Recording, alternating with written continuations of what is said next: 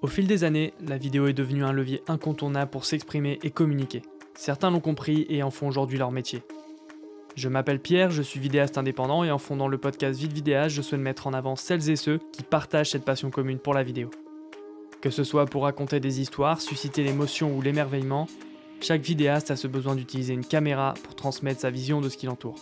Avec ce podcast, nous irons à la rencontre de personnes passionnées qui nous dévoileront leur parcours, leur motivation et partageront leur vision de la vidéo. Sans plus attendre, plongeons ensemble dans ce que c'est vraiment une vie de vidéaste. Bonjour à tous et bienvenue dans ce 8e épisode du podcast Vite Vidéaste, le podcast de rentrée à vrai dire. Et pour ce nouvel épisode, j'ai pu m'entretenir avec Théo Tuillier, un vidéaste talentueux basé à Paris. Et durant notre discussion, nous sommes revenus sur son parcours, sur ses projets actuels et futurs et sur sa vision de la vidéo. En espérant que ce nouvel épisode vous plaise, bonne écoute.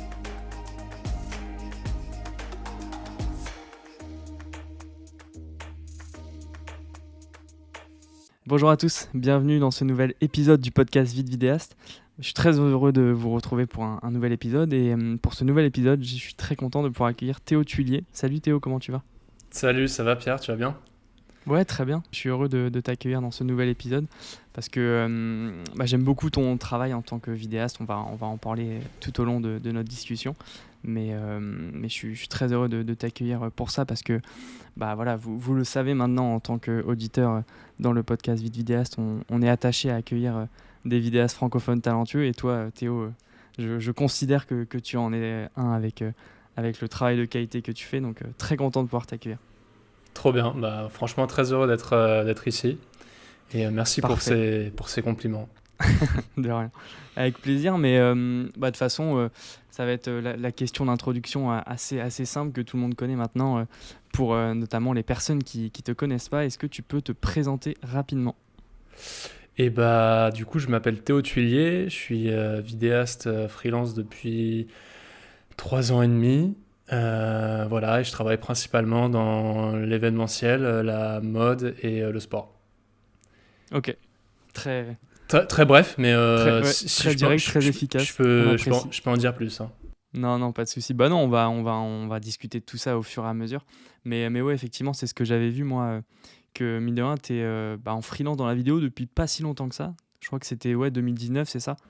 Ouais, janvier 2019, juste avant... Non, un an avant le confinement. Ouais, ouais c'est ça. Ouais. Ouais. C'est marrant parce que, tu vois, personnellement aussi, moi, je me suis lancé à cette période-là, genre en septembre 2019, juste avant le Covid. Donc je sais pas si c'était la meilleure période, mais bon, on est passé outre ça. Trop bien. Mais au-delà de cette partie, le fait que tu te sois lancé en freelance en 2019, c'est quoi ton parcours, l'historique que tu as avec la vidéo ? Est-ce que tu as commencé en étant assez jeune ? Est-ce que c'est venu un peu sur le tard ? Est-ce que tu peux nous en parler un peu de Alors, tout ça ? c'est arrivé un peu tard parce que, si tu veux, avant, moi, j'étais... en fait, je vivais tennis. Okay. C'est vraiment une autre période de ma vie. Mais en fait, je voulais devenir tennis professionnel. Enfin, tennisman professionnel. Donc rien à voir avec la vidéo, sauf que bon, en fait, en seconde, j'ai eu une blessure qui fait que en fait, j'ai pas pu continuer dans la voie du tennis. Et finalement, j'arrive en première, j'arrive avec mon premier MacBook Air, qui était vraiment l'entrée de gamme à l'époque des MacBooks. C'était un 11 pouces. Et si tu veux, j'ai commencé un peu comme ça parce que j'ai commencé à utiliser, je crois qu'à l'époque c'était plus pour la photo, mais j'utilisais genre Photobooth ou l'utilisation photo du MacBook. Okay. Et j'ai commencé un peu comme ça, si tu veux, à faire mes premières retouches couleurs. Tu sais, c'était vraiment juste à appliquer un filtre sépia ou des filtres que tu as un peu classiques sur les iPhones. Du coup, ouais, ça s'est passé comme ça. Et puis après, j'ai découvert iMovie. Et j'ai aussi, à peu près à la même époque, je dirais fin de lycée, découvert aussi le longboard. Je pense que j'étais attiré par l'univers du skateboard de base. Je pense que tout ce qui englobait vraiment le skate, toute la dimension, le côté liberté, le côté un peu rebelle aussi du skate, ça m'attirait vachement. Mais j'étais vraiment pas du tout doué pour le skateboard, et le longboard, ça m'a encore plus attiré parce qu'il y avait une notion un peu, tu vois, entre surf, longboard, Et je kiffais bien l'esprit. Et à un moment donné, j'ai commencé à signer les vidéos de longboard et je me suis un peu mis à faire des vidéos de mon côté avec ma GoPro et mes potes. Et on a acheté des planches et puis on est parti faire des vidéos. Donc voilà, sauf que ça, c'était forcément, si tu veux, à côté de mes études, parce que du coup, j'ai fait une école de commerce pendant 5 ans. Ok. Donc pareil, j'ai pas fait d'école de ciné ou d'audiovisuel. Donc voilà, j'ai fait 5 ans, j'ai fait 4 ans en alternance, donc ça m'a permis aussi de savoir aussi ce que je voulais pas faire dans la vie. Parce que j'ai fait des expériences dans l'assurance crédit, qui n'a rien à voir avec la vidéo, pendant 2 ans. Et ensuite, j'ai fait aussi 2 ans à l'école des Gobelins, mais j'étais pas étudiant là-bas, j'étais vraiment en alternance. Donc je bossais à la formation professionnelle là-bas. Ok. Donc c'était vraiment un choix où je me suis dit que je voulais me rapprocher de l'univers de l'audiovisuel. Parce qu'au Gobelin, tu étudiais quelle spécialité entre guillemets? Alors, j'étais pas étudiant là-bas, mais Oui, si tu d'accord, veux, t'étais pas étudiant. j'étais dans le domaine du marketing et commercial. Ok, En fait, d'accord. je faisais un peu de commercial et je faisais des tableaux Excel, des Ouais. statistiques. J'essayais de proposer aussi un peu plus de vidéos parce qu'à l'époque, bon, je n'étais pas encore, je dirais très doué, mais ça me passionnait de le faire, donc j'essayais de proposer un peu plus de vidéos, même si c'était pas évident, vu que c'était pas vraiment mon métier, donc c'était un peu Ouais, bien sûr. difficile à mettre en place. Donc voilà, mais ouais, j'étais attiré par le secteur de l'audiovisuel et ça, c'était clair et net, quoi. Donc voilà, bon, finalement, ça m'a aussi permis de me dire, bah, tu vois, je fais 4 ans en alternance, je fais 2 ans dans une énorme boîte avec un truc hyper hiérarchisé, où je me dis, bon, ok, c'est pas pour moi, tu vois, déjà, l'assurance crédit, la banque, enfin, tous ces univers un peu banquiers, c'est pas du tout mon délire. Et après, Gobelin, qui était une expérience vraiment trop, trop cool. Mais pareil, faire des statistiques. En fait, je pense que ce que j'arrivais pas à avoir dans ce genre de métier, c'était une reconnaissance, une sorte de reconnaissance immédiate, tu vois. Que j'avais en vidéo, tu vois, où en fait, bah, c'était carrément beaucoup plus visuel. Et en Ouais, fait, forcément. t'as un Ouais. retour immédiat, tu vois, du client ou des personnes avec qui tu bosses, quoi. Et ça, c'était, je sais pas, s'il y avait un côté où, tu sais, tu prends goût, en fait, à ça, tu vois. Et voilà. Et du coup, voilà, ensuite, je me suis un peu, bah, du coup, je me suis lancé dans la vidéo. Ok. Ah, donc finalement, les 5 ans d'études en école de commerce, c'était ouais, juste avant 2019. C'est dans la continuité. Tu as eu une expérience professionnelle entre-temps ou direct après tes études, tu t'es lancé dans la vidéo? Non, ouais, je me suis tout de suite lancé direct après. Ok. Alors, sachant qu'en fin d'études, on devait faire un stage, si tu veux, de 4 mois à l'étranger. Donc, je suis parti à Lisbonne pour faire de la vidéo là-bas. Mais bon, c'était plutôt du montage que vraiment de la pure vidéo. Donc du Ok. coup, Ouais. voilà. Mais en réalité, quand j'étais là-bas, donc à l'époque, c'était en 2018 que j'étais là-bas. Et en fait, là-bas, si tu veux, 2 mois avant de revenir sur Paris, j'étais déjà, ma tête était déjà sur le retour à Paris, sur la création de l'auto-entreprise et tout, quoi. Trop bien. Ouais. Mais Donc voilà. justement, justement, pendant ces 5 ans d'études, est-ce que tu as réussi à acquérir de l'expérience? Parce que, bah, effectivement, si tu étais en études et directement tu t'es lancé à la fin de tes études, j'imagine que quand même, pendant tes études, tu faisais déjà des projets peut-être à côté. C'est venu comme ça, tu t'es formé un peu au fur et à mesure à côté de tes études, peut-être à la vidéo en autodidacte, ou, bah, je me doute que tu t'es pas lancé dans la vidéo en 2019 sans avoir les bases ni quoi que ce soit. J'imagine que tu t'es formé un peu avant. Comment ça s'est passé exactement? Ouais, bah, comme je t'avais raconté un peu au début, c'est que j'ai commencé par faire des vidéos de longboard. Donc ça, c'était Ça, un peu ça, c'était ma... pendant tes études en école de commerce. C'était vraiment le début des études. Enfin, c'était fin lycée et mes 2 premières années d'école de commerce, quoi. Ok, ouais. Donc du coup, là, je faisais vraiment des vidéos de longboard. Enfin, oh, je les regarde aujourd'hui, elles sont éclatées, hein. C'était... Toutes nos premières vidéos sont Ouais. Bah, je regarde compliquées ma à première revoir vidéo maintenant. à la GoPro filmée à la main, pas stabilisée ni quoi. Bon, tu sais, tu sais, tu faisais toute la durée de la musique, c'était toute la durée de ta vidéo. Tu sais, tu t'avais pas encore cette notion trop du montage. Et non, et du coup, ouais, j'ai commencé par ça. Après, l'alternance m'a permis aussi, tu vois, de vraiment gagner de l'argent, enfin, de gagner de l'argent à côté, et du coup d'investir aussi dans du matériel. Donc, j'avais investi dans un Canon, je crois que c'était 80D, non peut-être celui d'avant, je sais plus. Mais en tout cas, ouais, j'avais investi dans un Canon, Ouais. j'essayais d'investir aussi dans d'autres dans d'autres matos pour essayer de recopier en fait ce que je voyais en fait si tu veux sur YouTube. Et oui, au final, je me suis formé ouais, en autodidacte aussi. Au début, c'était pas évident parce qu'il y avait pas, c'était pas encore le moment, si tu veux, où il y avait vraiment, tu sais, tous les vidéastes un peu français qui ont commencé à faire des vidéos d'explications sur YouTube. C'était pas encore enfin, il y avait, ou en tout cas, c'est peut-être moi, peut-être que je cherchais très mal en soi, mais Bah, j'avais pas il y en avait encore. moins, c'est sûr. Ouais. Ouais, il y en avait beaucoup Dans les moins. années, C'était ouais, c'était peut-être 2015, 2018. 2016, Ouais, oui, pas 2018. c'était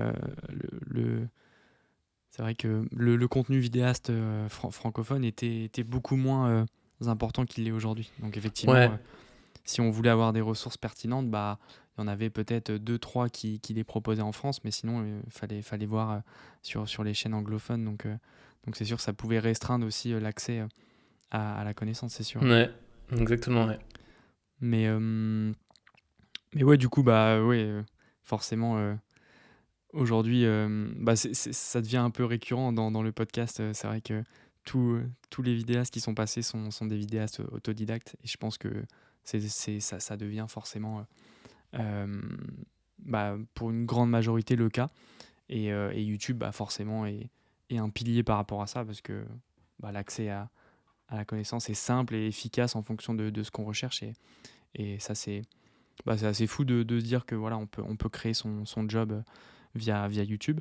Mais, mais toi, quand tu parlais justement du fait que tu faisais bah, des vidéos sur le longboard, ta passion, euh, ça, c'est des projets, j'imagine, qui étaient personnels. Mais est-ce que, malgré tout, avant de te lancer véritablement en freelance, tu arrivais à faire des projets pour des entreprises à côté? Tu arrivais à grappiller des premiers projets, des premières expériences qui te permettaient de te professionnaliser? Tu as réussi à en avoir à côté de tes études, ouais? Ouais, alors en fait, ce qui s'est passé, c'est que le longboard, à un moment donné, ça devenait beaucoup trop chronophage. Je perdais trop de temps. Enfin, ça demandait, enfin, je dis pas trop d'efforts, mais tu vois, il fallait se déplacer sur Paris. Bon, de base, j'étais en banlieue parisienne, donc ça, c'est pas non plus trop loin, mais si tu veux, ouais, c'était le côté où je déplaçais tout mon matos pour aller sur Paris. On tournait genre 2 heures. Et finalement, bah, je trouvais que c'était trop compliqué, tu vois. Parce qu'en même temps, en fait, à un moment donné, dans le longboard, j'ai voulu faire des choses qui étaient plus professionnelles. Et comme avec mes potes, on avait commencé un peu ensemble et qu'eux, ils avaient un peu arrêté, si tu veux, moi, je cherchais à faire des vidéos avec d'autres personnes qui faisaient du longboard et qui savaient mieux en faire. Parce que dans le longboard, tu peux faire du dancing ou ce qu'on appelle du downhill. Donc voilà, c'est différentes pratiques du longboard. Et je voulais faire plus de vidéos comme ça, mais ça devenait beaucoup trop chronophage. Et en fait, bah, pareil, là où j'habitais avant en banlieue, il y avait une association avec laquelle en fait j'ai commencé à travailler, une association d'artistes, Ok. où là-bas en fait, si tu veux, je l'ai rejoint en tant qu'artiste vidéaste. Donc en gros, l'idée c'était qu'ils organisaient des événements et en fait, bah, j'étais là-bas pour faire plutôt des after-movies, tu vois.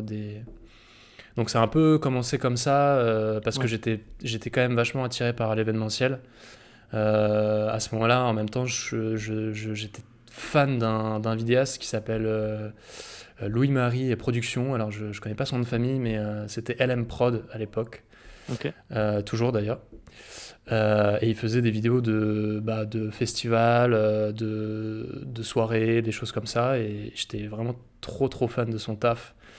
Et du coup, je me suis dit, bah putain, je voulais faire la même chose, quoi. Je voulais faire des after-movies de soirée et tout. Ouais. Donc j'ai commencé dans des petits trucs, vraiment en mode petit café. Tu vois, c'était des gens qui passaient un peu en mode musicien, tu vois, mais c'était très chill, quoi. C'était pas du tout festival, quoi. Et en fait, bah, cette association-là, elle m'a fait confiance sur plusieurs projets. Et au fur et à mesure, on a fait d'autres projets. Je faisais des after-movies de soirées d'entreprise, des choses comme ça. Alors, je dis des, mais en soi, j'en ai pas fait 1 milliard, tu vois. J'ai dû en faire au total, sur 2 ans, j'ai dû en faire 10 max, tu vois. Mais en soi, En fait, à ce moment-là, on a commencé à me proposer de l'argent, tu vois, pour faire ces vidéos-là. Mais à l'époque, ça représentait quoi? Ma première vidéo, je l'ai faite à 25 euros, tu vois. J'ai fait un after movie à 25 euros. C'était. 5 € quand même. Ouais, mais tu sais, à l'époque, tu sais, je connaissais pas les Bah prix, oui, non, donc mais bien sûr. Mais et déjà, oui, puis, déjà, c'est déjà un tremplin dès qu'on se rend compte qu'on peut monétiser sa passion et ouais, gagner de l'argent avec. c'est Donc, c'est un vrai. Pour moi, je me suis dit, waouh, en fait, je peux faire des vidéos et ouais, gagner de clairement. l'argent avec ça. Et ça m'a donné envie d'en faire plus, en fait, tu vois. Je me suis dit, et à partir du moment où j'ai gagné pour une vidéo, mais pareil, en soi, tu me diras, ça représente rien, mais un jour, j'ai gagné 600 euros et putain, j'étais trop fan, quoi. Je me suis dit, waouh. Donc voilà, donc j'ai rejoint cette association-là et c'est comme ça, en fait, que ça m'a aussi aidé dans le cheminement. Parce que, en réalité, en fait, le moment où tu passes d'école de commerce à vraiment vidéaste freelance, c'est quand même, il y a quand même un long cheminement dans la tête, tu vois. Pour moi, tu vois, sachant que tu as des parents derrière qui se disent, bah écoute, tu as fait une école de commerce, tu veux devenir freelance, c'est un peu précaire d'être freelance, est-ce que tu vas y arriver? Tu connais personne dans le milieu. Donc même, tu sais, toi, tu doutes aussi et c'est pas évident. Et je trouve le fait que, tu vois, ces petites victoires-là, de bah, commencer un peu à gagner de l'argent, tu as aussi le soutien de tes proches, de ta famille, qui te disent, bah vas-y, peut-être... Enfin, ce que tu fais, c'est bien, franchement, ça pourrait fonctionner, tu vois. Et voilà, du coup, il y a pas mal d'éléments ouais, au final qui m'ont aidé à me lancer en freelance. Je pense notamment aussi en master où j'écoutais un podcast qui s'appelait Nouvelle École, que tu connais? Qui était, ouais, qui était chouette. Bah, Dantona Archie, il me semble. Exactement, J'écoutais ouais. beaucoup à l'époque Ouais. aussi. Ouais. C'était très inspirant. Enfin, moi, j'aimais beaucoup. Ouais. Bah voilà, et bah exactement pareil. Et c'est arrivé vraiment en master, donc vraiment, tu sais, en mode 2 ans avant de te lancer. Et je me disais vraiment, bah, en fait, est-ce que je fais bien de me lancer? En plus, il parlait vraiment de sujets intéressants comme le syndrome de l'imposteur. Donc, tu vois, franchement, ça m'a beaucoup aidé aussi à changer, tu vois, mon L'état d'esprit. mindset, ouais, mon état Ouais. d'esprit et de me dire, bah, tu sais quoi, vas-y, go. Et en fait, on s'en fiche de ce que les autres pensent, de ce que tes parents y pensent. Vas-y, essaie, tu verras, tu vois. Bon, Bah après, ouais, c'est ça. j'avais le Ouais. chômage aussi, donc ça m'a aidé aussi. Enfin, tu vois, il y a quand même pas mal d'éléments qui m'ont aidé à me dire, vas-y, tu sais quoi, je teste et on verra ce que ça donne, quoi. Trop bien. Bah, c'est vraiment marrant parce que je trouve énormément de similarités entre ton parcours et le mien. Mais bah, je vais pas m'étaler là-dessus parce que T'as fait une école de commerce aussi, je toi? parle. Pardon? T'as fait une Ouais, école de commerce aussi? ouais, quelque chose en équivalent. J'avais fait une école de management, j'avais été en licence avant. Ouais. Et, euh, et c'est vrai qu'en fait, c'est à peu près ça. En fait, moi, j'ai commencé à faire des projets à côté de mes études. C'est ça qui m'a permis de professionnaliser. J'ai eu aussi cette période de doute de savoir, voilà, bah, est-ce que je pars sur une carrière voilà, un peu plus orientée dans le management, vraiment en entreprise, ou alors est-ce que je saute le pas et je me lance à mon compte dans ce qui est ma passion. Donc, euh, donc non, je m'y retrouve pas mal, mais c'est chouette d'avoir ce discours-là, en tout cas de ta part. Je sais que dans un épisode bah, avec Nathan Saillé, il en parlait aussi que bah, lui, il était toujours en études d'ailleurs, à l'époque où on avait fait l'épisode, mais bah, il s'était attaché voilà, à travailler 2 fois plus pour faire des projets à côté de ses études, essayer de vraiment se professionnaliser, de construire son portfolio. Et, euh, et c'est vrai que c'est un conseil qu'on pourrait donner à ceux qui nous écoutent, qui sont peut-être encore étudiants, c'est ouais, d'essayer de grappiller le maximum d'expérience. Et comme ça, après, bah, si voilà, il y a cette envie de se lancer, en tout cas, bah, il y a déjà des premières expériences qui ont été effectuées et c'est forcément plus facile. Et après, bah, c'est aussi plus encourageant pourquoi pas essayer de se lancer. Ouais. Donc non, trop bien. En fait, ce qui est difficile, je trouve, c'est aussi de se dire que quand tu écoutes le parcours d'une autre personne, tu te dis toujours, ouais, mais moi, j'ai pas le même parcours, tu vois. Et du coup, je trouve ça difficile après de se dire, enfin, en tout cas, moi, je sais que ça m'est beaucoup arrivé en me disant, ouais, mais cette personne, elle a réussi, mais aussi, tu vois, il y avait cet obstacle-là qu'elle n'a pas eu et que moi j'ai. Et du coup, tu sais, Ouais. tu te dis, en fait, non, ce sera pas possible, tu vois. Et en fait, je pense que, en réalité, si cette personne, elle a pas eu d'obstacle à ce moment-là, peut-être qu'elle en a eu un autre, tu vois, dont t'es peut-être pas au courant, et que toi, tu l'auras pas forcément, tu vois. Et je pense qu'à ce moment-là, enfin, je pense qu'il faut aussi se dire, genre, bon, bah, ok, j'ai cet obstacle, comment je peux le contourner, est-ce que je peux faire avec et tout, et voilà, et pas forcément se définir dans le parcours d'une personne, et voilà, je pense qu'on a chacun aussi un peu, tu vois, nos avantages, nos inconvénients. Moi, il y Ah bah avait c'est le fait sûr, que clairement. je fasse de l'entreprise, que j'ai le chômage, que je sois aussi encouragé par la famille. Et voilà, mais il y a en réalité, il y a tellement de gens qui ont des parcours différents et qui réussissent aujourd'hui, c'est fou, quoi. Bah ouais, clairement. Bah forcément, ouais, chaque parcours est unique et bah, chaque personne a son histoire, ouais, à son histoire. Donc forcément, ça sera toujours différent. Mais je pense effectivement, bah, ce qui prime, c'est est-ce que j'ai envie de vivre de ma passion, de sauter le pas. Et en fonction, bah ouais, la motivation fera que on se lancera ou pas. Mais ouais, c'est sûr. Donc bah top, très bien d'avoir pu parler de ton parcours, de ce petit historique. Du coup, on va pouvoir rentrer dans le vif du sujet, donc la partie peut-être après 2019. Mhm. Donc là, donc on est en 2019, tu t'es lancé. Moi, je sais que j'ai commencé à te connaître à titre personnel sur YouTube. Tu faisais des vidéos à l'époque, des petits tutos. Et Ouais. effectivement, c'était important pour toi ouais, de créer du contenu sur YouTube, même si tu en fais un peu moins maintenant. On en discutera peut-être. C'est aussi bah, parce que tu fais aussi beaucoup plus de projets professionnels. Mais ça te paraissait important d'essayer de créer du contenu à tes débuts sur YouTube. Ouais, alors c'est un... En fait, si tu veux, j'ai commencé à créer du contenu sur YouTube aussi parce que à ce moment-là, en fait, j'avais contacté, et je pense que tu connais, peut-être pas personnellement, je sais pas, Vincent Balthazar, alias Oja.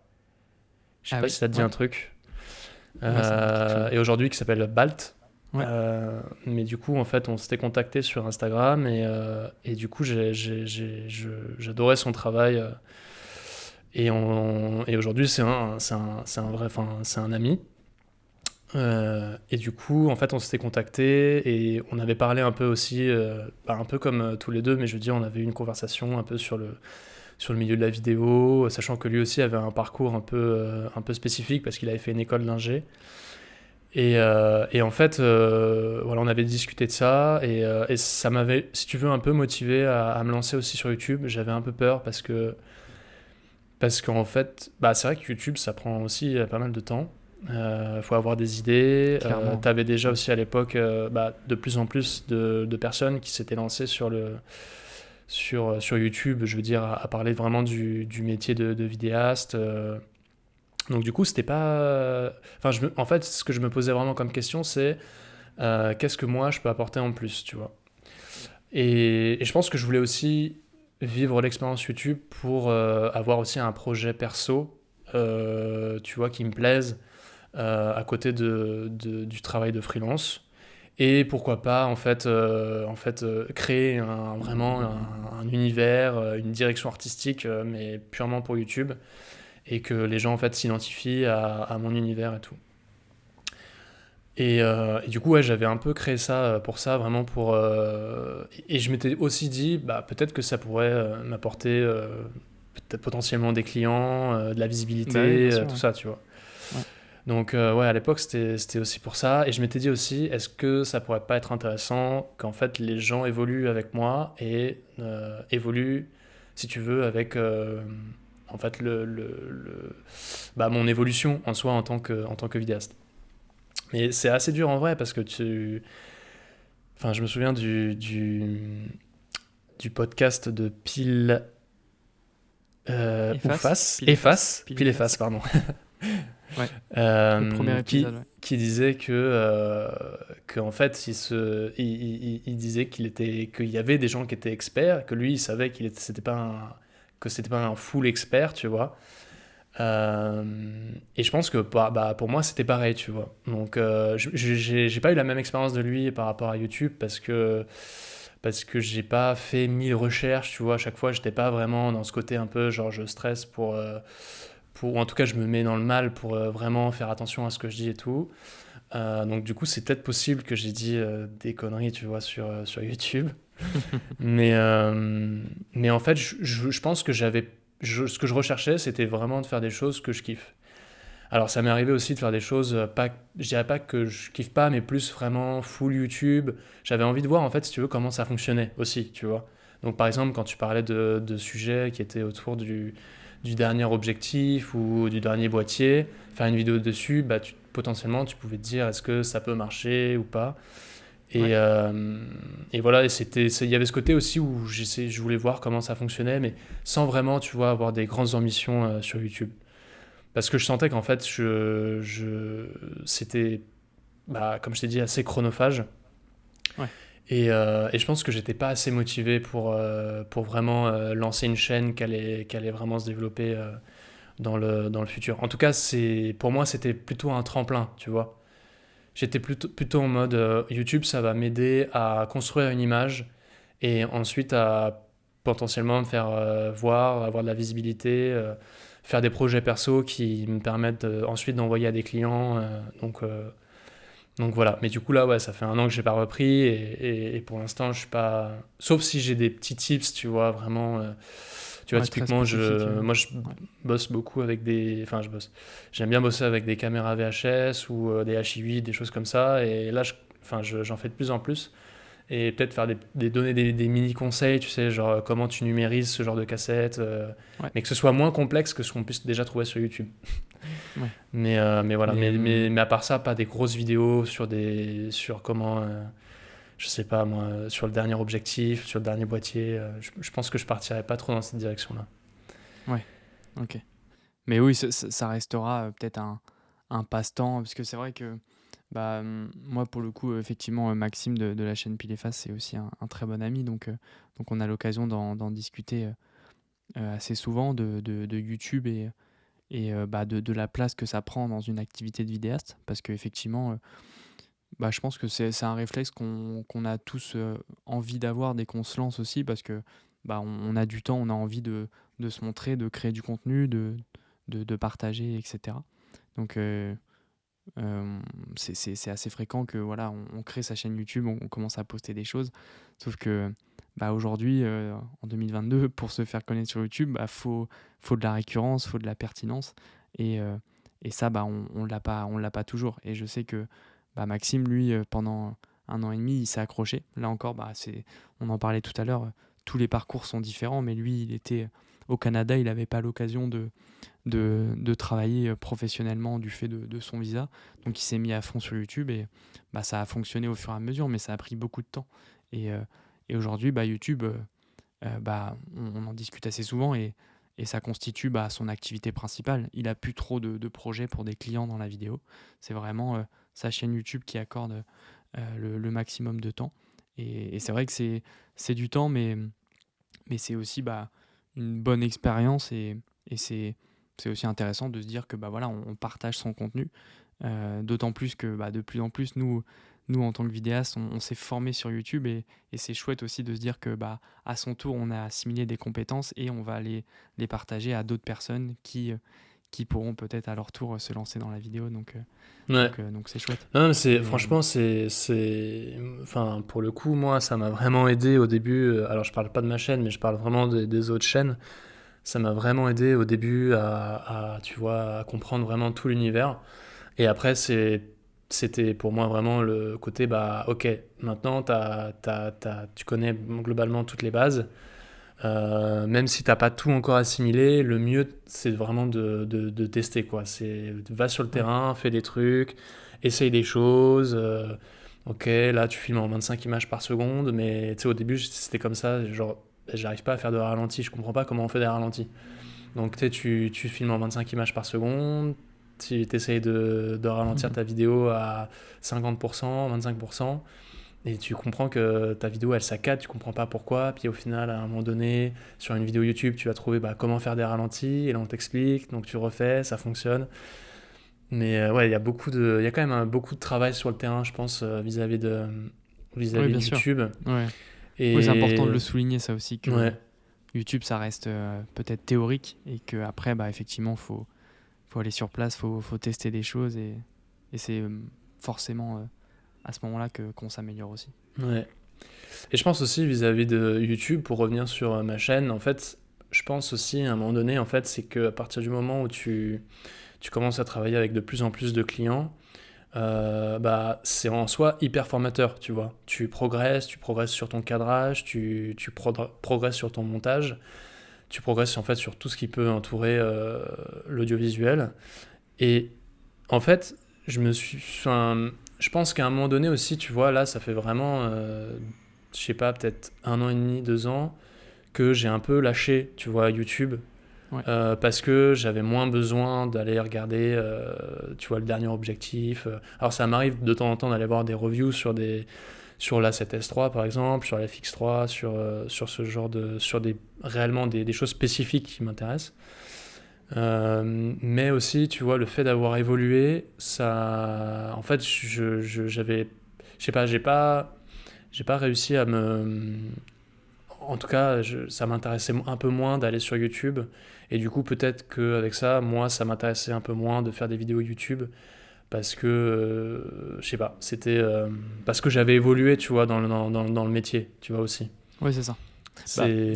Je pense que les limites de YouTube, effectivement, YouTube, c'est très bien quand on a envie de se former, de vraiment démarrer. Mais je pense que quand on atteint aussi un cap en termes de compétences vidéo, ça devient compliqué de trouver vraiment, tu vois, des ressources pertinentes. Donc, ouais, après, l'idée, c'est peut-être de s'orienter vers des formations un peu plus poussées sur des, je sais pas, sur des logiciels de montage précis, sur de la colorimétrie, etc. Mais c'est vrai que YouTube, ça reste peut-être, ça englobe beaucoup de choses, mais c'est aussi peu, peu précis en termes de compétences spécifiques peut-être. Donc non, super, très bien. Et puis, en fait, si tu veux, là, l'idée, c'est que on ait parlé de tes débuts en tant que freelance. On Ouais. va parler aussi forcément de tes projets. Mais avant, si tu veux bien, on va faire le petit jeu. Le petit jeu, le fameux petit jeu du podcast Vididea, c'est le jeu Si tu dois choisir. Donc on va le faire et puis on revient juste après le jingle. Vas-y.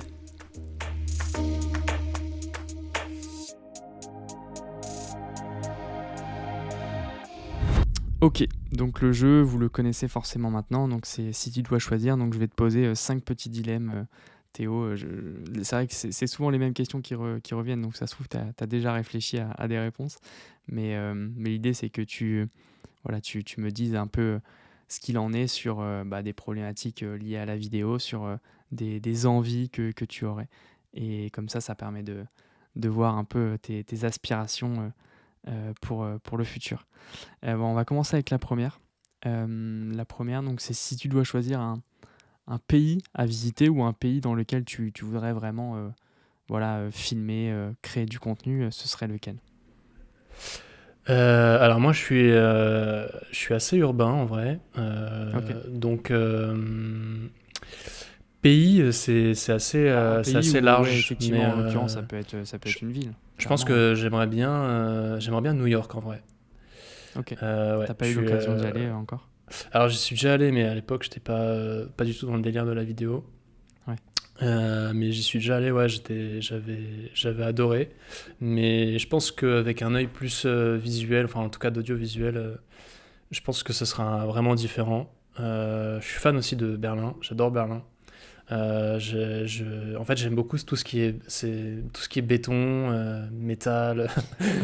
Ouais, Enfin, bref. ça se ressent effectivement quand on voit notamment ton site Instagram. On voit que t'as un penchant aussi pour tout ce qui est architecture, etc. Donc c'est super et j'imagine que New York doit bien s'y prêter.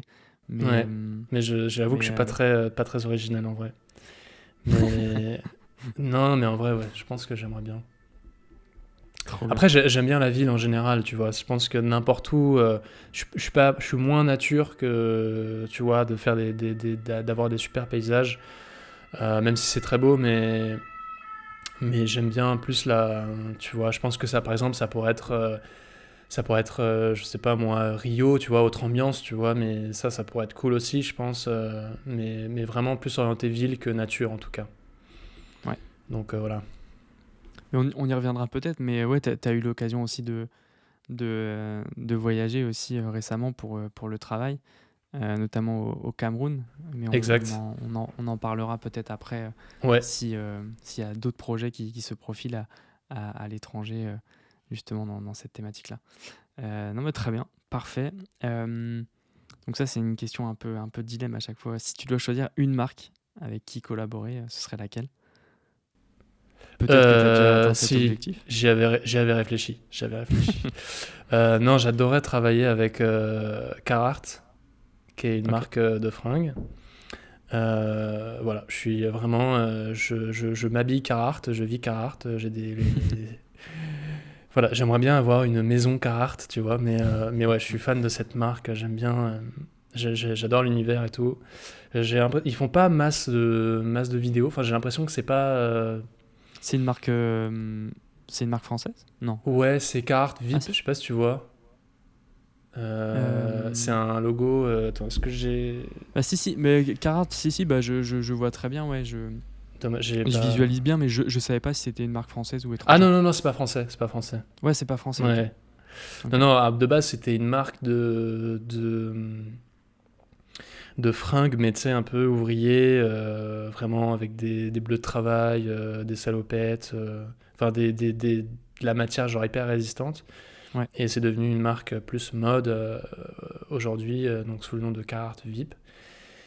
Et voilà, et moi j'aime trop les fringues, j'aime trop l'univers qu'ils ont global. Je suis assez fan de. Enfin, j'essayais aussi, tu vois, vis-à-vis de YouTube, de retranscrire un peu. Alors, c'est difficile à dire. Enfin, j'essayais pas de faire la même chose, mais dans un délire un peu similaire, quoi. Ouais. Mais Donc ouais, Carhartt, mais ils font pas beaucoup de vidéos et je suis allé voir il y a pas très longtemps justement un court métrage de Carhartt parce qu'en fait ils sponsorisent en fait des skateurs. Donc ok. on est dans un univers skate en vrai, hein, avec Carhartt. J'étais allé voir un court métrage réalisé par un Français, mais alors je sais plus comment il s'appelle. Mais moi j'ai un problème avec les noms et les prénoms. Mais je kiffe son travail. Et voilà, c'était une vidéo vraiment très, tu sais, vraiment skate pur, tu vois, filmé Ok. avec des effets de fisheye, Ouais. tu sais, à la 16 mm. Le rendu était trop, trop stylé, mais c'est vrai que c'était un truc vraiment full, tu sais, juste un enchaînement de figures dans différentes villes Ouais. d'Europe, et le rendu était cool, hein. Mais ouais, c'était vraiment. Filmer du skate, c'est vraiment très spécifique de base. Euh, Faut déjà savoir faire du skate, je pense. Et avoir le coup de main aussi, quoi. Mais voilà, ouais, Carhartt, désolé. J'étais Trop bien. super long. Mais en vrai, peut-être un jour, parce que ce qui est cool aussi avec, en discutant, moi j'en apprends un peu plus sur tes passions, etc. Mais ce qui est cool en t'écoutant, c'est que on voit que tu as un peu fignolé, en tout cas affiné ton travail en fonction de tes passions. C'est vrai qu'aujourd'hui, la plupart de tes projets sont tournés autour du sport, de la mode. Et c'est vrai que c'est du contenu que tu produis, mais qui te ressemble aussi, puisque c'est vrai que des fois, quand on se lance de la vidéo, on va être amené à travailler dans des domaines de vidéo qui nous plaisent pas forcément, qui sont pas hyper pertinents selon nous. Mais après, j'imagine que tu es aussi passé par là à tes débuts. Mais au fur et à mesure, c'est cool de voir que voilà, tu te spécialises dans ce que tu aimes vraiment et c'est intéressant. Et du coup, forcément, tu te mets dans un cas de figure d'expert, par exemple dans la création de contenu, dans la mode. Et du coup, ça pourra potentiellement intéresser ces marques-là dans le futur. Donc, c'est chouette. Et Ouais, ouais, justement, c'est vrai. la prochaine question, ce sera peut-être assez facile d'y répondre pour toi. Si tu dois choisir un seul domaine de vidéo dans lequel exercer, ce serait lequel?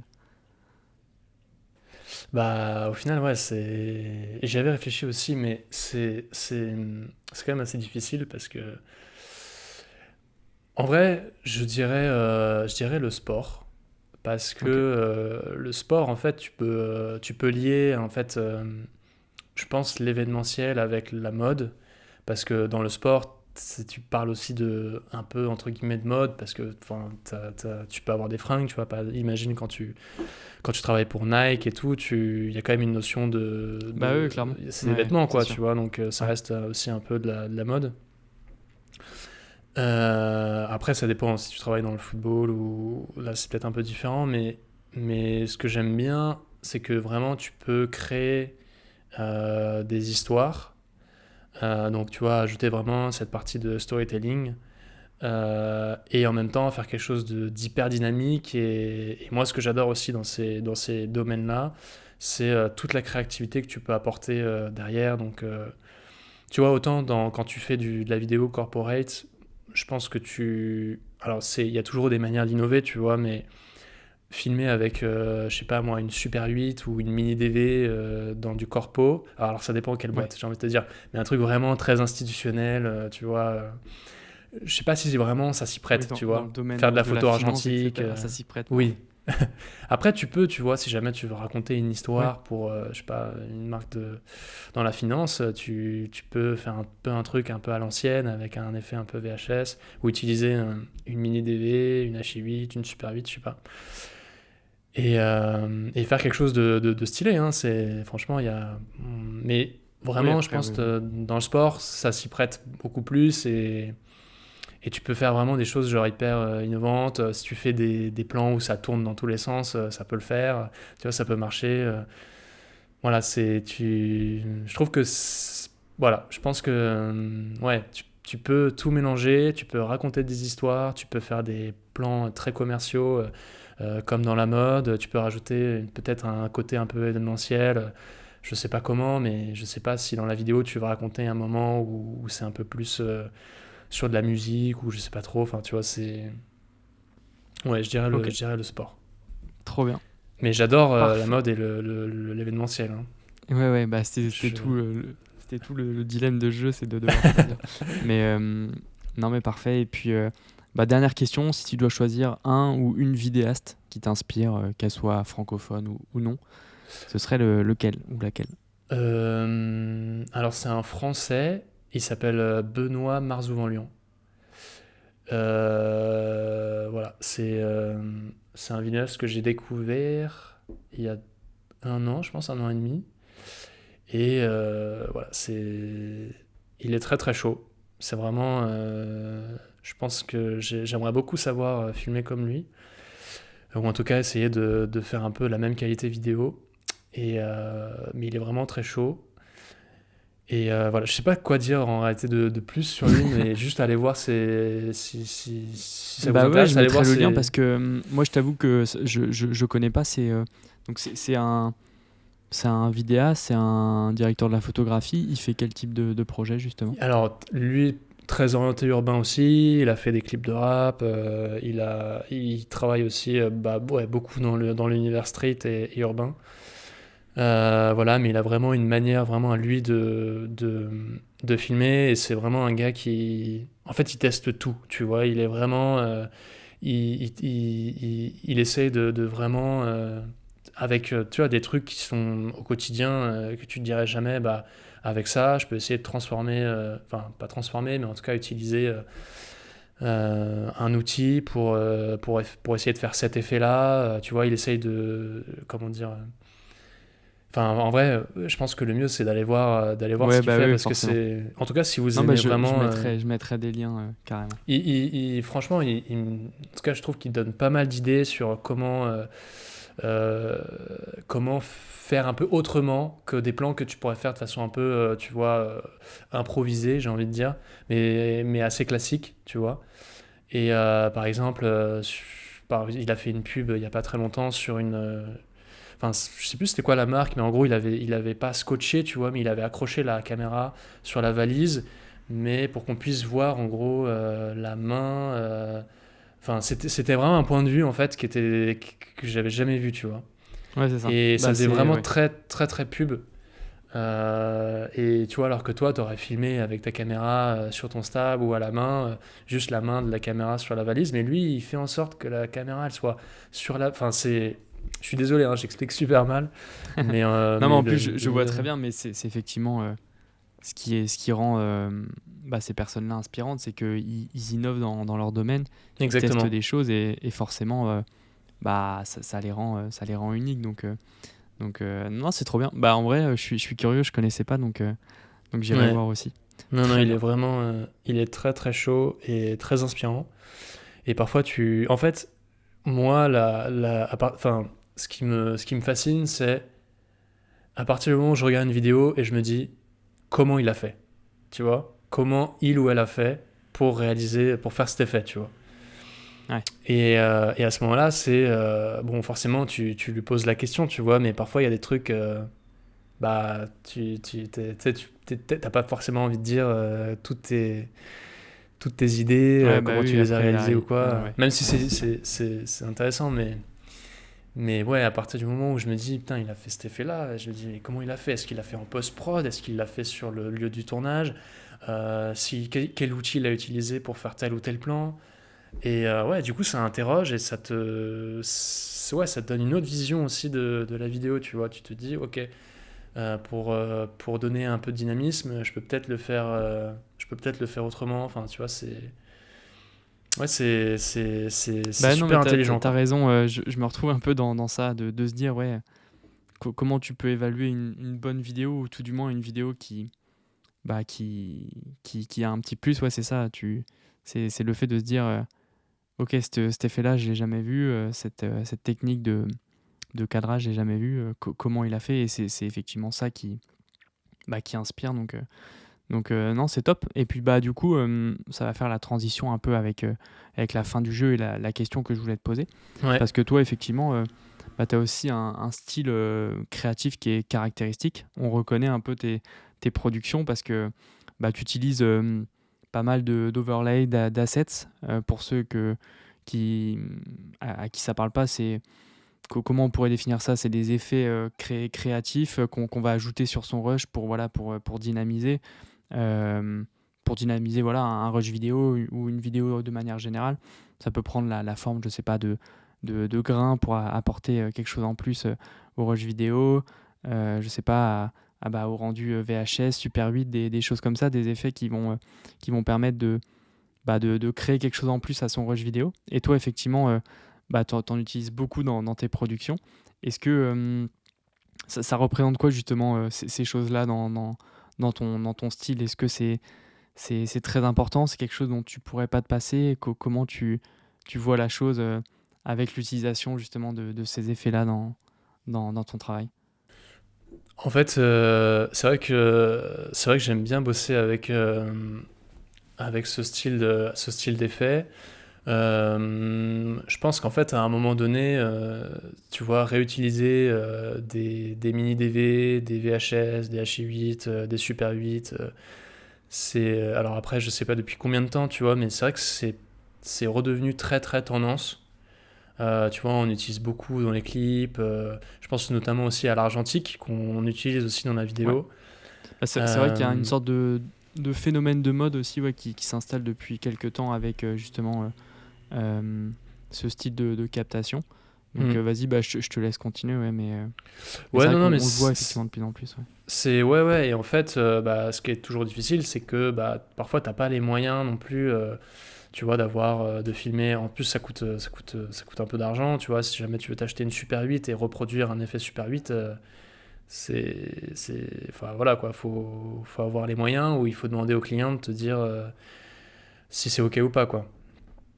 Donc voilà, donc forcément, aujourd'hui tu trouves d'autres moyens en tout cas à peu près imiter l'effet, même si ça reflète pas l'effet exact, par exemple d'une Super 8 ou d'un effet VHS si tu veux faire du VHS. Mais t'as des moyens sur Internet de trouver des trucs assez bien faits en vrai.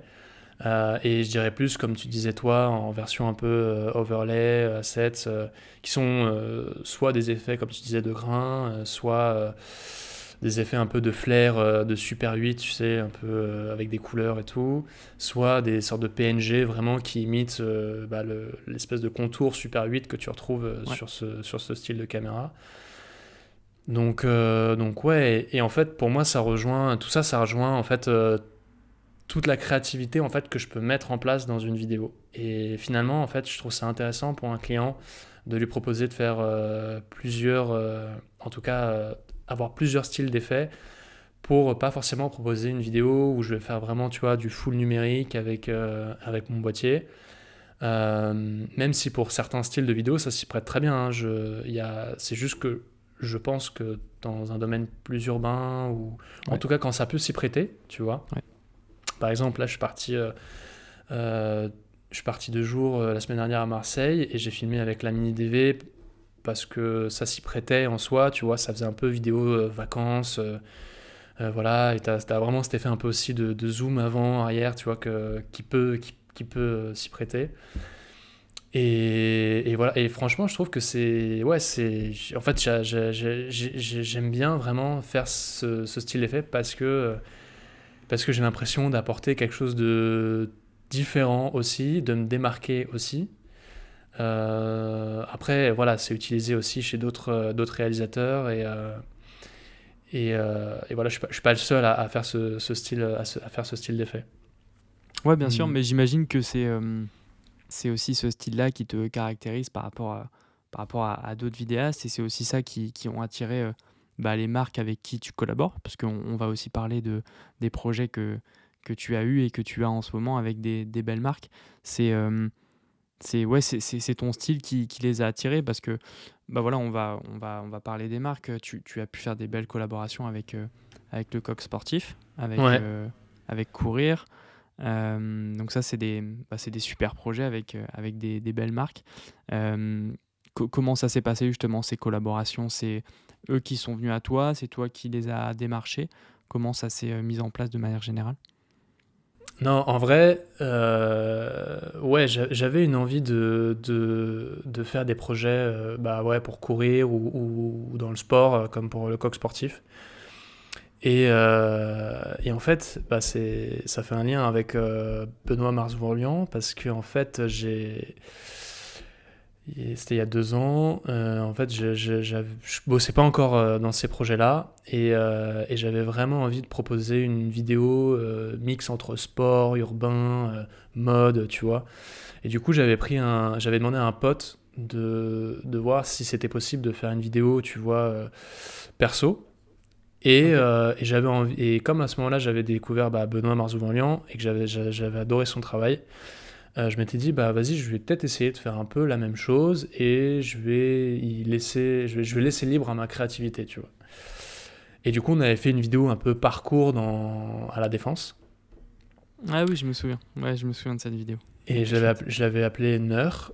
Et voilà. Et du coup, cette vidéo-là que j'ai aussi postée sur YouTube d'ailleurs. Et en fait, je m'étais dit vraiment que l'objectif de cette vidéo-là, c'était pareil, de gagner en visibilité et de pouvoir l'envoyer ensuite à des clients, à des marques qui pouvaient être intéressés par ce style de vidéo. Et ça a fonctionné, puisque en fait, Trop c'est grâce bien. à cette vidéo que j'ai pu travailler avec Courir.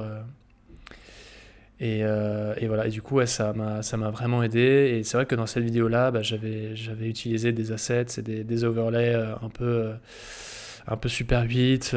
J'avais aussi fait des effets un peu glitch. Voilà, non, je suis toujours hyper content en fait de cette vidéo-là parce que je la trouve super dynamique.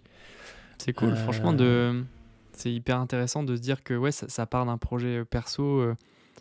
Finalement, ouais, ça renvoie aussi au fait que faut pas hésiter, si on a vraiment envie de travailler dans un secteur, d'essayer de créer du contenu au maximum en cohérence avec ce secteur-là, avec ses codes, etc. ouais, C'est cool de se exactement. dire que toi, ça part de là et que au final, tu as réussi à décrocher un contrat avec cette marque-là, qui en plus est une collaboration de long terme, parce que de ce que je vois, tu réalises régulièrement des vidéos pour eux, donc c'est hyper intéressant.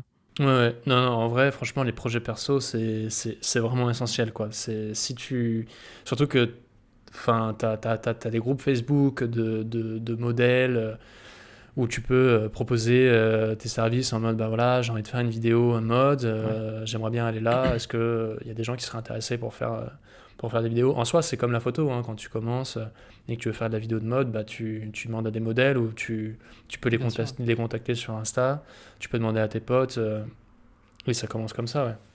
Mais les projets perso, c'est essentiel et en vrai, je pense que même aujourd'hui, faut continuer à en faire si tu veux travailler dans un domaine. Enfin, tu fais ta vidéo, tu envoies, si ça fonctionne pas, tu réessaies, t'essaies d'innover ou voilà, t'essaies de trouver un lieu différent. Enfin, non, franchement, ça m'a beaucoup aidé et ça m'a permis aussi le fait de commencer à travailler avec Courir, de gagner aussi en visibilité et je pense aussi j'ai oublié le mot, mais ça m'a permis que les personnes qui me suivent se disent ok, c'est sérieux, tu vois. Enfin, je veux dire, En légitimité, ils ouais. travaillent pour Ouais. des. Ouais, oui, ça m'a rendu légitime, exactement. Bah ouais, Et clairement, ça m'a parce permis de que bosser avec d'autres marques après. mais ouais, du coup, c'est ça qui est intéressant, c'est que ça crée un cercle vertueux parce que, bah, du coup, effectivement, comme tu as accès à cette première collaboration peut-être avec Courir, bah, forcément, les gens te considèrent comme, un vidéaste plus plus expert dans un domaine avec des productions, de meilleure qualité. Parce qu'effectivement, bah, au-delà de courir, je vois que tu as pu travailler, on en parlait tout à l'heure avec le coq sportif. J'ai vu récemment, tu as fait aussi une production pour la gamme enfant de Dior, c'est ça? Donc ça, Exactement, j'imagine que ouais. c'est un travail avec des agences créatives, mais c'est aussi le fruit de production que tu as fait au fur et à mesure que tu as construit. Et c'est hyper intéressant de voir que ouais, tu construis un peu ton activité au fur et à mesure et que bah, ça prend vraiment des proportions intéressantes parce que bah, c'est ça aussi qui interpelle et qui me donnait envie aussi de discuter avec toi, c'est que bah, tu fais vraiment des projets de qualité de plus en plus et c'est intéressant. Ouais. Et, et j'imagine ce qui a dû changer aussi au fur et à mesure, c'est que bah, par rapport à tes débuts peut-être, c'est que bah, là, les projets sont forcément plus travaillés avec des marques et des agences plus grandes. Donc ça nécessite aussi plus d'exigences, ça nécessite aussi peut-être d'être entouré par des équipes. Tu travailles aujourd'hui principalement avec des équipes sur les tournages ou tu restes encore assez seul dans tes projets? Ouais, non, globalement, je suis quand même assez seul en vrai hein, Ok. sur les projets. Je travaille très rarement avec des assistants. Mais Mais bon, tu es entouré peut-être d'autres experts, peut-être euh, des, des photographes, des personnes chargées de la production, ou non, c'est toi qui gère tout encore de manière générale, ouais. non, non, ouais, oui, ok, dans ce sens-là, ouais, c'est vrai que oui, oui, globalement, je travaille principalement enfin, sur la plupart des tournages avec des boîtes de prod ou des agences, comme pour Courir par exemple. Et je fais un clin d'œil à Nuance Studio parce que c'est grâce à eux aussi que je travaille pour Courir. Ouais, allez suivre Nuance Studio sur Instagram parce que c'est vrai qu'ils font bah, toute la partie, eux, direction artistique et photo. Et à chaque fois, bah, c'est juste un bonheur de filmer les set designs qu'ils font sur chaque shoot. Enfin, tout est vraiment parfait. Et moi, finalement, sur ces shoots, je dirais que j'ai plus qu'à filmer, imaginer mes plans, imaginer comment je vais faire mon montage en post-prod. Même si j'imagine à chaque fois de faire des habillages un peu différents sur chaque vidéo pour pas qu'elles se ressemblent. Mais eux, ils font un énorme travail et franchement, enfin, c'est grâce à eux si les vidéos que je fais, en tout cas pour courir, puissent plaire, j'ai envie de dire. Très bien. Bah oui, c'est ça, parce que Ouais. c'est aussi hyper intéressant quand on commence à s'entourer aussi de personnes qui, voilà, par exemple, là tu dis, ouais, c'est des set designers qui sont, j'imagine, chargés d'installer les décors, de réfléchir à tout ça. Et c'est vrai que bah, je suppose que c'est hyper chouette, toi, en tant que vidéaste réalisateur, de pouvoir t'épauler sur des personnes comme ça. Et forcément, ça rend la vidéo que plus pertinente et plus jolie. Donc c'est ça aussi qui permet de continuer à s'améliorer, de faire des vidéos de plus en plus qualitatives et continuer à avancer. Et ça fait la transition avec peut-être une des dernières questions du podcast, parce que qu'on regarde le temps, ça fait un peu plus d'une heure qu'on discute. C'est passé vite, mais c'est hyper intéressant. C'est quoi, toi, tes ambitions pour la suite? Est-ce que tu y réfléchis? Est-ce que tu aimerais bien continuer dans un domaine particulier, essayer d'aller chercher des projets plus importants? Est-ce que tu commences à réfléchir à ces choses-là? Ouais, alors ce que je fais pas trop encore aujourd'hui, c'est vraiment de la réal pure. Même si en vrai, quand tu fais de la vidéo, il y a quand même une sorte de réalisation parce que tu imagines quand même comment tu vas faire ton montage ou tu imagines à peu près les plans que tu pourrais faire, même si le décor est déjà installé, tu vois, et que comme on en parlait juste avant, tu peux avoir le set design déjà fait, toute la partie aussi stylisme aussi qui est hyper importante.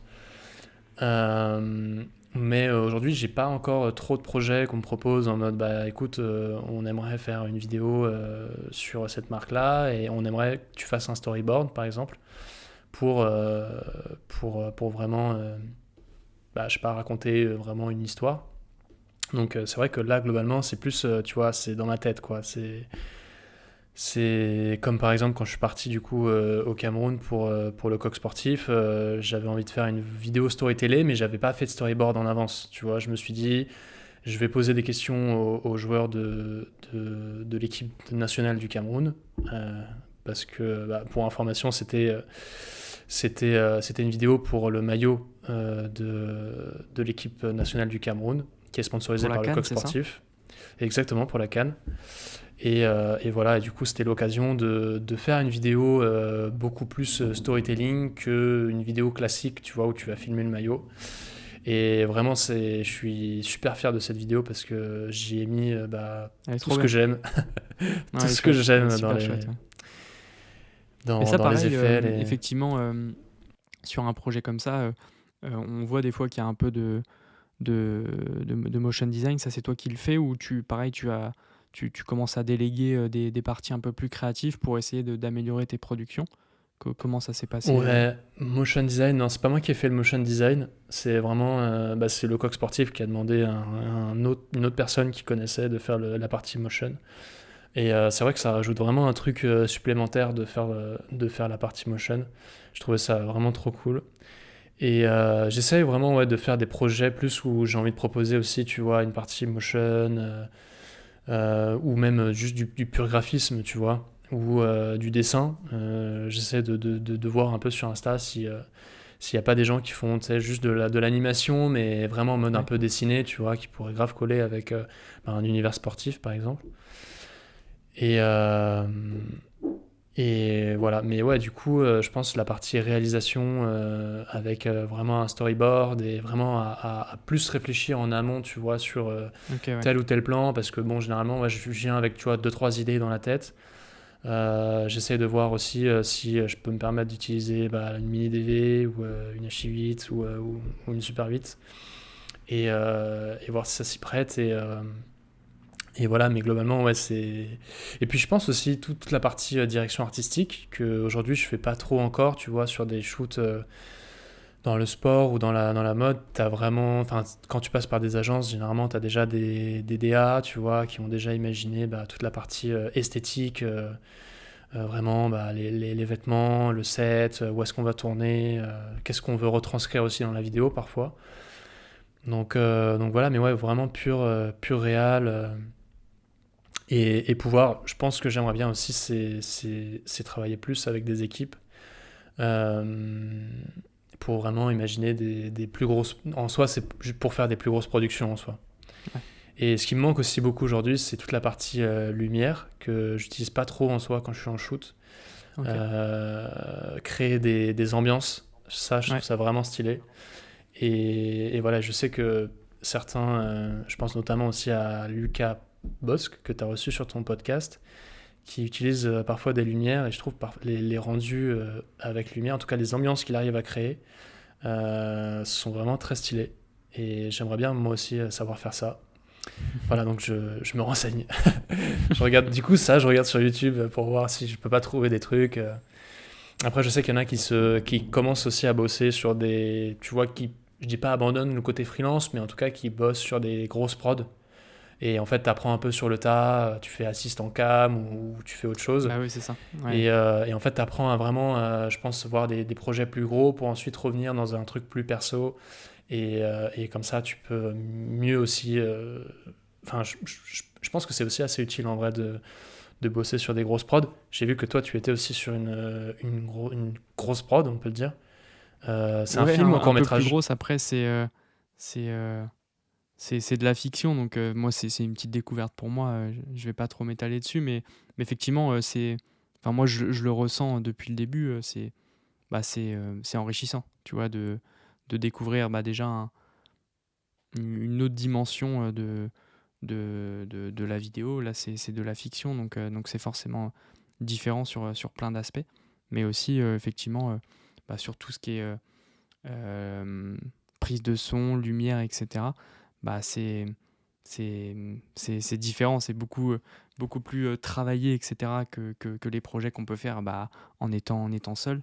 Donc, non, non, c'est hyper formateur pour ça, donc c'est cool. Mais effectivement, oui, c'est en réalisant bah, forcément des projets que on voit, qu'on gagne en expérience, en connaissance, et après on peut les appliquer au fur et à mesure. Donc c'est ça aussi qui est chouette dans notre métier, c'est que je pense qu'on peut que s'améliorer. Tu vois, je pense pas qu'on puisse stagner. On s'améliore toujours, et c'est ça aussi qui est intéressant, c'est que bah ouais, c'est ça. Il y a toujours des choses à faire de mieux, de nouveau, et, et c'est chouette. Donc Ouais. De toute façon, je pense que tant que tu regardes d'autres réals ou des vidéos qui t'inspirent, en tout cas qui te donnent envie de faire mieux, tu... Enfin, pour moi, ça veut dire que le taf, il est pas terminé, tu vois. Et je pense qu'en soi, de toute façon, à partir du moment où t'es pas... Enfin, ouais, Non, attends, j'enlèverai cette dernière partie-là. Enfin, je veux dire, tu l'enlèveras du coup, en fait. Mais ouais, ouais, c'est... Moi, ce que je vois aussi à travers les autres réalisateurs, tu vois, les autres vidéastes, c'est, entre guillemets, une concurrence, tu vois, mais une bonne concurrence, tu vois. Je vois un truc en mode, quand je vois certaines vidéos, c'est pour ça, tu vois, aussi que quand, par exemple, je te parle de Benoît Marzevanlian et que je te dis qu'il y a des effets où je me dis comment il a fait, d'un autre côté, je me dis, putain, le projet est trop stylé, moi aussi j'aurais trop voulu le faire. Et quand je vois comment il arrive à faire les choses, bah, je me dis, ça me donne, tu vois, envie de faire mieux, tu vois. Je me bien dis, sûr. il y a ce côté un peu, tu vois, on veut tous faire mieux en soi, même si on n'est pas sur les mêmes domaines d'activité. Mais, euh, mais pour moi, c'est du challenge, tu vois. Il y a un côté un peu... voilà, pour moi, il y a une vraie partie challenge sur les autres vidéastes, et je trouve ça cool. Et parfois, on s'échange nos tips. Et c'est toujours hyper bon enfant, tu vois, mais ouais, c'est hyper challengeant. Et pour moi, tant qu'il y a ça, tant qu'il y a tu sais, la flamme de faire d'encore plus belles images, une plus belle colo, raconter une histoire, mais encore mieux, mieux travailler ses plans en amont, ouais, moi, en tout cas, ça me challenge beaucoup et Bah ouais, c'est non, mais je pense que c'est la même un peu pour tous pour tout les le monde, vidéastes, ouais. en tout cas ceux qui ont la passion de l'image, c'est d'essayer de toujours en faire plus. Donc, non, non, c'est sûr. Ok, parfait. Bah écoute, sur ce, on va passer à la dernière question du podcast. Ouais. Quelque chose d'assez tranquille. Si toi, tu avais une recommandation à faire, je sais pas, sur du matériel vidéo, sur euh, une initiative à aller voir, même pas dans le domaine de la vidéo, une recommandation, je sais pas, peut-être lifestyle sur quelque chose qui te tient à cœur, quelle serait-elle? Je sais pas, un film, un livre, quelque chose qui t'a marqué et que tu intègres à ton quotidien, ce serait quoi? En fait, j'avais envie de dire un mot de la fin, mais par rapport justement à, tu vois, comment sauter le pas aussi, tu vois, qui est aussi un moment dur, enfin un moment difficile dans ton questionnement. Euh, et c'est plutôt orienté plutôt pour les gens qui ont envie de se lancer. Moi, la question cruciale que je me suis posée aussi à ce moment-là, c'est et pourquoi pas moi, tu vois?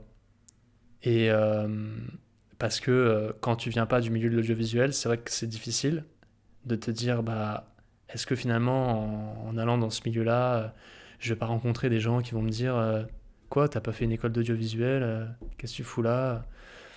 Et au final, je pense que le et pourquoi pas moi, ça m'a fait dire, bah, en fait, c'est vrai, pourquoi pas toi? Pourquoi t'y arriverais pas, tu vois? Et c'est une question que je me suis posée à ce moment-là, quand je me suis lancé. Et ça m'a beaucoup aidé à vraiment prendre l'initiative de le faire. Et voilà, je pense que ça, ce serait mon mot de la fin. Trop bien. Voilà. Ok. Et pourquoi pas Je... moi? On retiendra ça. Bah trop bien. Bah écoute, merci beaucoup Théo. C'était cool de pouvoir échanger avec toi. Pour les gens qui veulent peut-être te suivre, même si je sais pas vraiment si les liens que je mets dans le podcast sont très vus parce que c'est toujours compliqué comme c'est un format audio principalement. Mais où est-ce qu'on peut te retrouver, que ce soit pour ton travail, pour tes projets perso, où est-ce qu'on peut te retrouver? Bah déjà sur Instagram, voilà, c'est sur Instagram, je suis présent. J'étais plus présent avant, maintenant je suis un peu moins présent, mais j'étais plus présent parce que je faisais du YouTube, donc je communiquais plus par rapport à YouTube. Après, globalement, Instagram, ça me sert à exposer mes projets, mais c'est pas vraiment là où je suis le plus, où j'ai le plus de visibilité en soi. Ok. Mais ça, voilà, ouais, si Instagram et LinkedIn. En vrai, LinkedIn, c'est un autre conseil, mais LinkedIn, ça marche très très bien. Je fais plus de vues sur LinkedIn que sur Instagram, Ouais, ouais. Ouais, véridique. non, mais c'est drôle parce que je pense que c'est un peu le constat que tout le monde fait, c'est que mine de rien, l'algorithme de LinkedIn est pas si mal foutu que ça et que généralement, quand on poste une vidéo sur LinkedIn, elle est, bah après, à voir en fonction de la pertinence de la vidéo, mais généralement, les stats sont plus intéressantes qu'effectivement sur Instagram.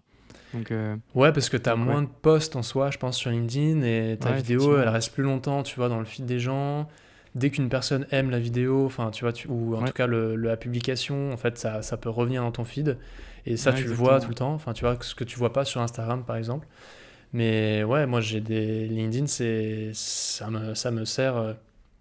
C'est le meilleur réseau social sur lequel je peux poster mes vidéos parce qu'en fait, j'ai plus de visibilité sur LinkedIn que sur Instagram. Et en même temps, les personnes qui m'intéressent sont plus sur LinkedIn que sur Ouais, Instagram. non, c'est vrai. Donc au final, c'est hyper bénéf quoi. Et j'ai commencé ça, ouais, il y a, je pense, pas un an, mais je veux dire, ça a commencé avec courir où ça a vraiment commencé à se développer sur LinkedIn. Et au final, ouais, je poste à peu près toutes les 2 3 semaines en fonction des projets que j'ai. Et ça marche vraiment bien. Et tu peux poster, enfin, t'as des répercussions encore, tu vois, une semaine après, sur des vidéos, des gens qui aiment tes vidéos. Donc, ouais, franchement, LinkedIn, c'est. Allez sur LinkedIn. Ouais, non, c'est ça, bah, ça prend le rôle de conseil, c'était pas prévu, mais en vrai, je suis assez d'accord avec toi. C'est vrai en tant que métier de l'image, on peut penser que bah, LinkedIn est pas pertinent et que bah, la référence c'est Instagram, mais ouais, LinkedIn, bah, c'est là aussi où les gens, bah, les personnes importantes d'entreprise, les chargés de communication, les directeurs marketing ou d'autres jobs importants Ouais, les agences, les modes de d'entreprises prod. qui sont importantes aussi, sont présentes. Et c'est pour ça que non, non, ça a toute sa pertinence. Et effectivement, bah, l'algorithme est aussi assez bien fait pour que bah, les vidéos fonctionnent assez bien et soient mises en avant sur le feed. Donc non, je suis assez d'accord avec toi. Donc ouais, petit conseil, pourquoi pas essayer de partager vos contenus sur LinkedIn, ça peut être intéressant. Bah Ouais, écoute, ça trop marche bien. bien. Merci beaucoup Théo, c'était un plaisir et puis à bientôt. Bah, merci à toi. Un grand plaisir d'avoir partagé ce moment avec toi, c'était très très cool. Et puis j'espère bientôt qu'on pourra faire un podcast sur toi, peut-être pour te connaître mieux. Ouais, peut-être. Allez, ciao. Vas-y, ciao. Merci beaucoup d'avoir écouté cet épisode jusqu'à la fin, j'espère qu'il vous aura plu. Si c'est le cas, je vous invite à laisser une note sur la plateforme d'écoute que vous avez choisie. Ça fait toujours plaisir et ça motive pour les prochains épisodes. Autrement, c'est le moment ou jamais de vous abonner aux réseaux sociaux de Vite Vidéaste, que ce soit sur Instagram, YouTube, LinkedIn ou encore TikTok, puisqu'on revient en force avec plein de nouveaux contenus, donc c'est le moment ou jamais de rejoindre l'aventure et de rejoindre la communauté de vidéastes francophones. Sur ce, on se retrouve au prochain épisode.